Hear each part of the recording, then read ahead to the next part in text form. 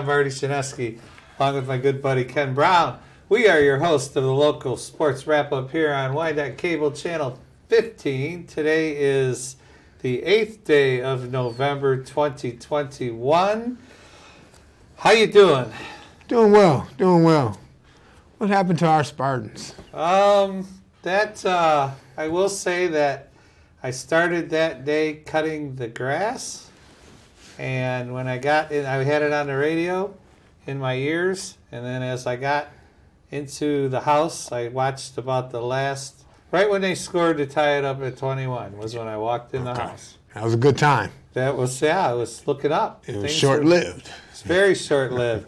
It was impressive how they couldn't stop them, or unimpressive, one or the other. Now you know every team's going to air it out. Air it out, right. Yeah.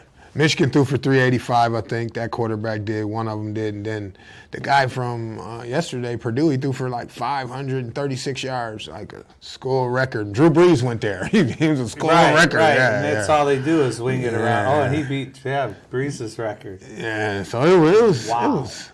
I just felt bad because they had such a good win the previous Saturday, and then to lose it all in just one afternoon. Well, Michigan didn't lose, you know. The refs did them in. Michigan never loses, by the way, just saying.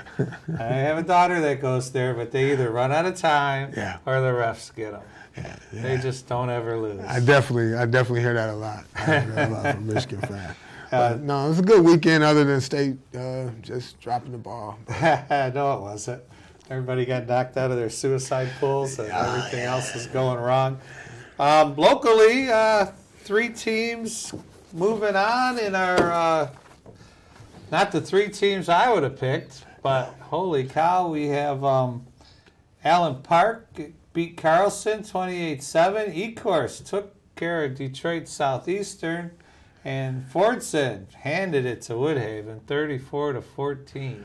Yeah, I know that's a good win for E-Course because Southeastern Bart Scott used to play there. Bart Scott played for the Ravens, and I know he's put a lot of money back into that program, Detroit Southeastern High School. So that's a good win for E-Course there. Was that Division III or? I believe so. Okay, no, that's good. And then Allen Park, they like to wing it around too, so that was good that they got a win as well, you know. So I guess that's our downriver little piece. Yeah, Dearborn too. They don't ever call Dearborn, but we've got the brackets. We did our homework, and we have the brackets today. And first thing I want to talk about is Fordson handing it to Brownstown. Yeah. I mean, they took care of them 34-14, and they are going to move on to play another powerhouse, Belleville, who has took care of Ann Arbor Huron 14-10 and then handed it to Canton 41-0. Yeah. So Belleville's obviously a solid team. Yeah, and I know about 6 years ago, I think Belleville got a new coach that came from Cass Tech, and since then they've been getting Division I players to go there. Yeah, they're good. Yeah. Well, that school of choice thing is coaches aren't allowed to recruit. You know, the student has to pick the school. Yeah. But theoretically. But if you're 8-1 for 3 or 4 years in a row, then you kind of say, you know what, I like football, I'm going there. So I get it. Yeah. But Fortune's been whooping on people. They beat Brownstown Woodhaven 34-14. Yeah, they got a chance. I like. I'll say there was one other matchup here that I think is, if you live up on that north end there, Rochester Adams and West Bloomfield. Yeah. They are playing each other. West Bloomfield went by Novi 39-3 and then took care of Detroit Catholic Central. Okay, if you beat Detroit Catholic Central, you're... And then so in the Division I ranks, if they took care of them, and now they're playing Rochester Adams, who also rocked. They killed Lapeer, and then they beat Oxford 42-7. Yeah. I think that's the matchup of the week in the A division. And if Fordson or Belleville, whoever moves on this next game, they're going to play Macomb, Dakota, or Sterling Heights Stevenson. And I will say that I think I like my chances with Sterling Heights Stevenson. Okay. They scored 56 and 38 in 2 games. Yeah, and I know Chip Valley, who they beat last week, normally gives Dakota the flux. So you're probably right. Stevenson's probably a good bet for that. I don't think in the Final 8 that there are any bad teams. No. You know, they're all good. I got Division II football, and I printed this up because my buddy Jeff Henson, who watches the show and subscribes on YouTube, you can subscribe on YouTube, and buys the South Lyon stuff from my shop. That's so right. Got to give him. He played at Wayne State and coached Lincoln Park for a couple of years and moved out to South Lyon and got the head coaching job out there and would have been moving on. They had to shut it down because of COVID last year. One player had COVID and they had to shut it down. Yeah. But they're rolling. I mean, they took care of Schwartz Creek 55-36 and then rolled up East Lansing 34-13. So that's 89 points in 2 games. Yeah. Jeff doing a great job. Yeah. They got to take on Portage Central. Know nothing about that team. Yeah, it's going. Like you said, the Final 8. You're probably not going to get a bad team in the mix. I know that East Lansing had been hot before South Lyon beat them, so definitely South Lyon must be pretty formidable. You know. Took care of Milford 27-0. East Lansing did. Yeah. There's another matchup down here I like. Waterford Mott, and Livonia Franklin. That just sounds like 2 teams that, Waterford, Livonia, kind of close but not close to each other. Yeah, and I believe that Wyandott's non-conference game was against Warren Mott. They lost, but it was against Warren Mott. I know they went out there and played them. Yeah, that's right. That's right. Division III, this is where we get down to our local nitty-gritty. Allen Park. All right. Allen Park, they dominated Gibraltar last week, 28-7. So now they play Martin Luther King, who actually beat River Rouge 33-12. And that would have been nice if River Rouge could have snuck in and it had been River Rouge versus Allen Park. You'd have more. Oh my goodness! Yes, that would be something. And Martin Luther King, they took care of Warren Fitzgerald 55-12 in the first round. Yeah. But Rouge was no slouch. To hold them to 12? Yeah. And I believe that Martin Luther King is probably the favorite, to win that Division III this year. They're phenomenal. I know they beat Cass Tech. As we can see, they beat Rouge. And we'll only see. Allen Park, though, they got a chance. Here you go. You're in, it's like, again, there's no bad teams in the Final 8. You get to the Final 8, you're doing good. In Division III, Bloomfield Hills, Brother Rice. They're one of them. Okay, they're no slouch either. No, they're playing. They've scored 90 points in their 2 games. and then you got Detroit Country Day playing Chelsea. I know the Hill kid is probably close to that 13 touchdowns he needed to eclipse his brother's record. His brother was Nick Hill, went to Michigan State, played running back. So Chelsea beat Milan this week, 48-12. So that was a blowout.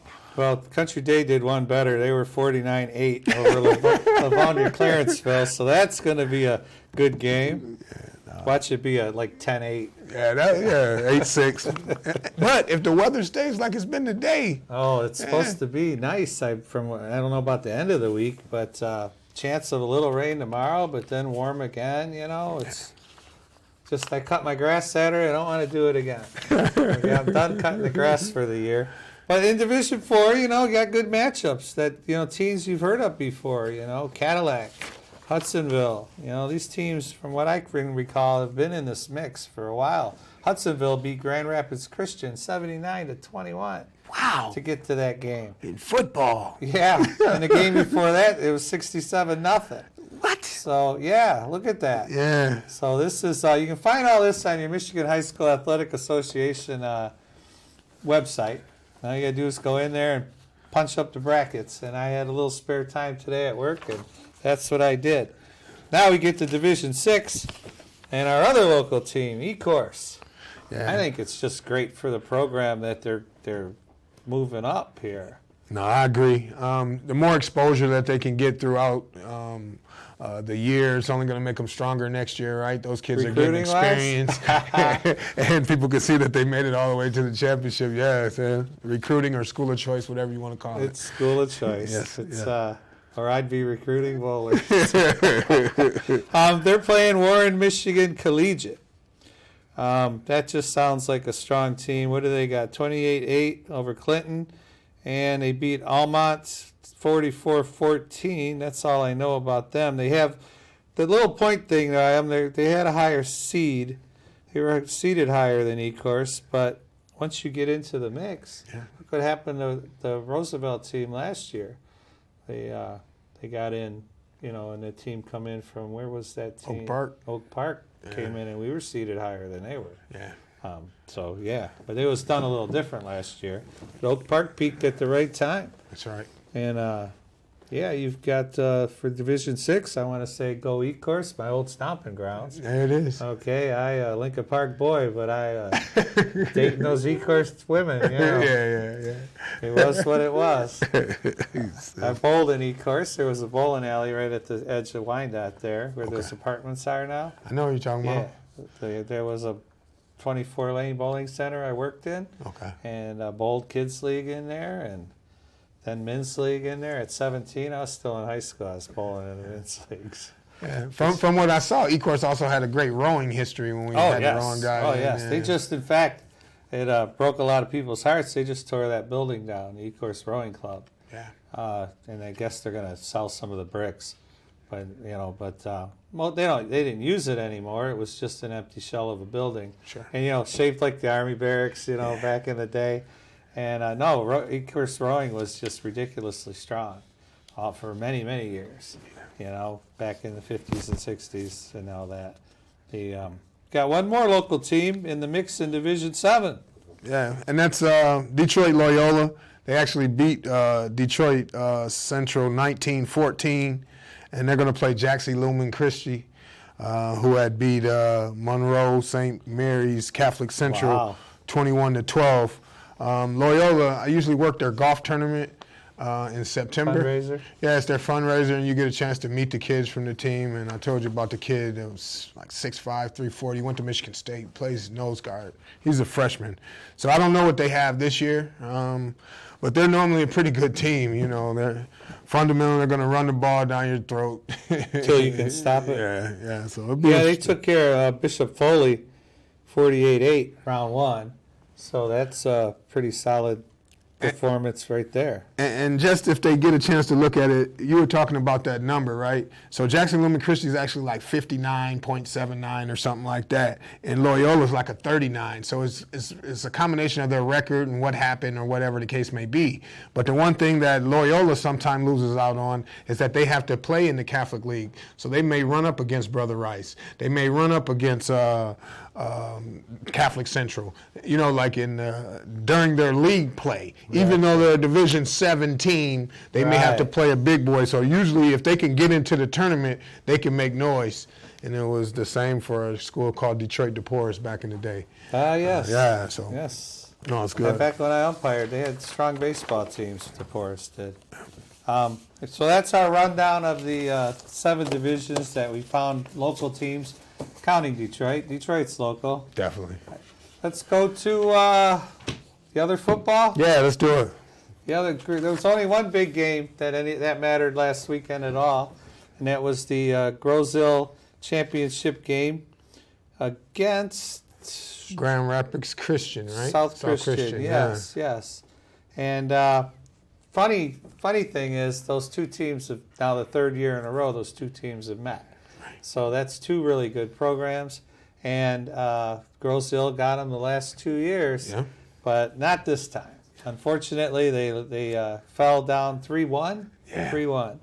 And it was at Comstock Park High School, wherever that is. But Grand Rapids area, go. Yeah. South Christian, that was their first state title in 6 years, but their 4th since 2010. So that would put them that they won in 15 and probably 14 and probably 12 and probably 10. But as I had talked before about those two teams, they always seem to be in the mix at the end. Final four, anyway, if not final two. Right. And I think that the unique thing about Christian also was, since 2010, they won 4 titles, but they also had 3 different coaches do it. So it's kind of showing you that they're a powerhouse, and then the coaches coming in and just fixing the system even more. So the new guys from Lansing Christian. This guy was brand new. Yeah, it's his first year. Yeah, and he comes away with the state title. His contract might need to be reworked. That's right. He had 15 years with Lansing Christian. Yeah. So he was not unfamiliar with good soccer. Right, and he also won the state title in 2013 for Lansing Christian. And then this year they were like 22-0-3 or something. Yeah. Phenomenal. They didn't lose a game, right? And then they played Grosse Ile, a team that they've been losing to basically for the last 2 years, as Grosse Ile wins in 19 and 20, and then they get popped 3-1. He thought Grosse Ile was tough, but he had seniors on his team that had lost twice, and plenty of them, and so unfortunately for Grosse Ile, they weren't gonna be denied. I thought the cool part you told me about the Grosse Ile as we were looking at it was that coach had been there like 15 years. The coach at Grosse Ile himself. And last 6 years. Yeah, he was like 128-8 or something, like 5 out. He's only lost 136-8 with 10 ties in the last 6 years. Yeah, no, he's got a factory. They're building a powerhouse over there on the island.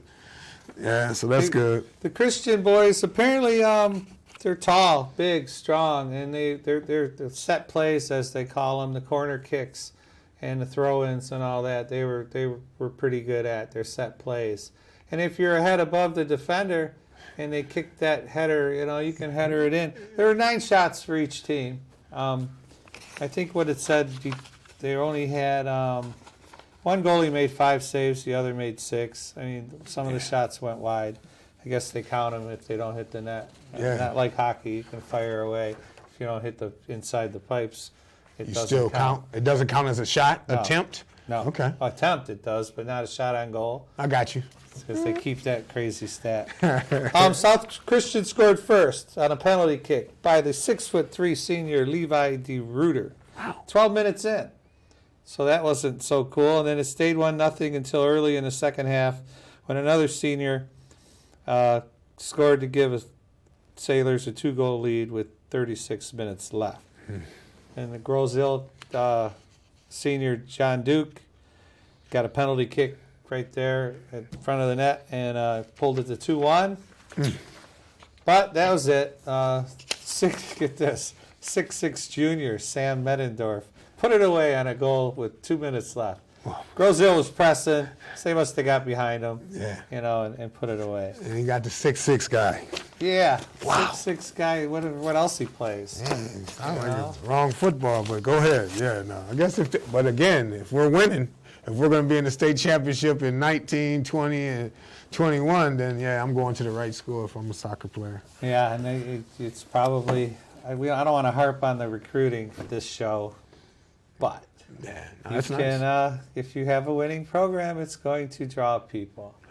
As it should. Yeah. Like the Wyandotte kid they lost one of their middle linebackers to the school down in Florida that heavily recruits kids to prep them for college. I got you. I watched some kind of documentary on HBO about a school like that they put the kids up room and board them, and it's just a high school. Yeah.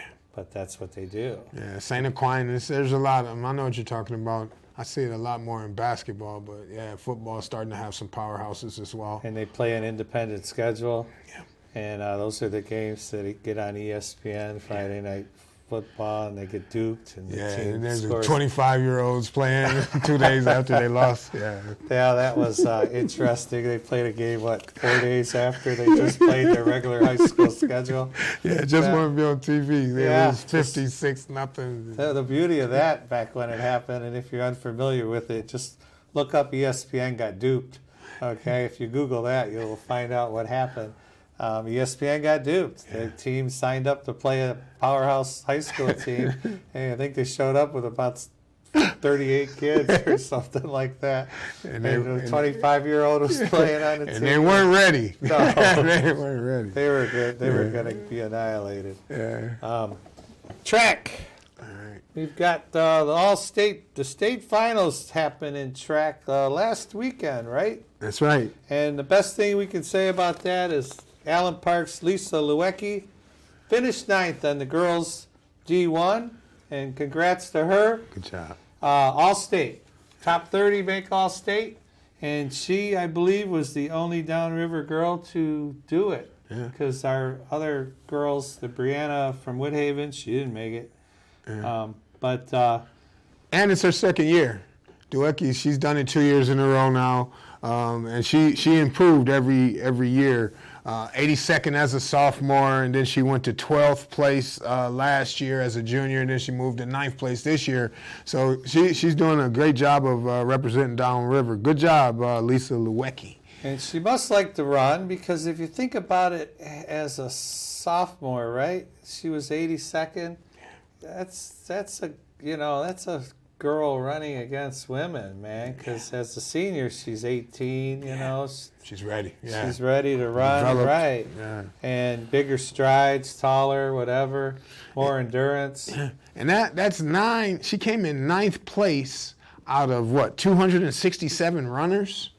Nice. That's a good pace. Good job. And we had some. Let's go Woodhaven first. Our Brianna Fuljanov, who won most everything downriver all year, was 46, so she just missed the cut.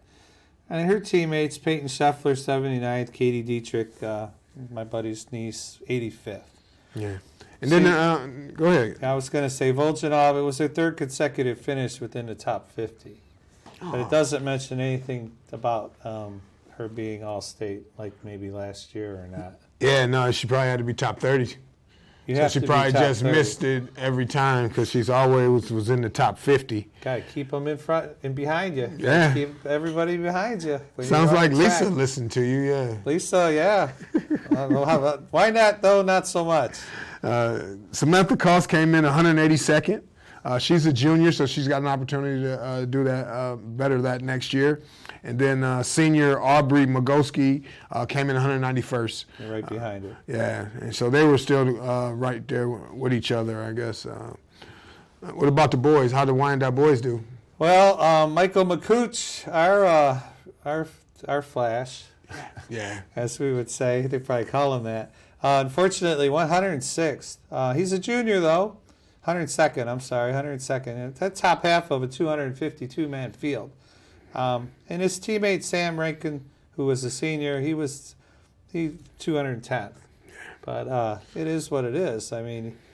You could have a bad night the night before. What if you didn't feel well? What if you ate something and it didn't sit right? Yeah. And then, like how we talked, how do you line up? Are we just touching each other? 250 kids. How do you line now? They were at MIS, so I guess theoretically you could start them in the infield wide enough that they were only 2 or 3 deep. I got you. And then narrow it down 200 yards down the way, maybe. Yeah, enough for somebody to get the lead, right? Enough for somebody to get a stretch. Because as we were looking, we were digging into the numbers of it just to see where McCooch was. And even though he came in 102nd, he was only, what did we say, 100 minute 20 and off 40, the pace, 20 off of pace. So 102 people within, they all finished within a minute and a half of each other, you know. So they were coming in just hot and heavy, just like they left.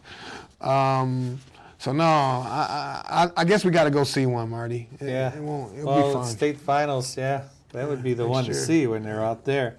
Let's see where we got. There were D2 boys downriver. Sophomore for Riverview, 104th, Logan Ruffner, Sam Polgar, 105th. They were, and the thing about, I think it was Ruffner, lost a shoe. and I don't know if he stopped to put it on and then caught up to his teammate or if he just ran barefoot. That's one thing I guess instead of mile into the race too. So. And what did we determine? They're 3.1.